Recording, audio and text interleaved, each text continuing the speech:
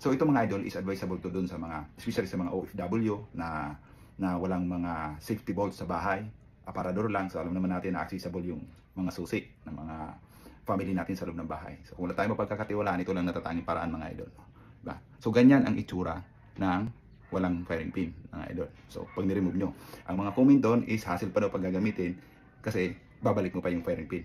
So may madaling paraan mga idol sa mga hindi nakakalam kung paano ibalik yung firing pin na hindi masyado hassle mga idol kung yun ang pinoproblema nyo. So ikakak mo lang ito mga idol. No need na siya na babaklasin mo pa. Kak mo lang, naka-expose na yung firing pin stop. So i-release mo lang yan mga idol pababa. Baba mo lang itong firing pin stop.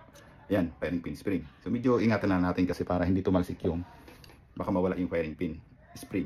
So balik natin yung firing pin natin. Yan, di ba? Hindi ko na siya tinanggal mga idol. And then so, yun. Alalayan nyo lang ito mga idol na firing pin stop natin, saka yung firing pin mo na hindi siya tumalon. Pag ganyan mo, pwede mo siya gamitan ng susi para may baba mo itong firing pin. And then, balik. So, pwede na siya gamitin mga idol.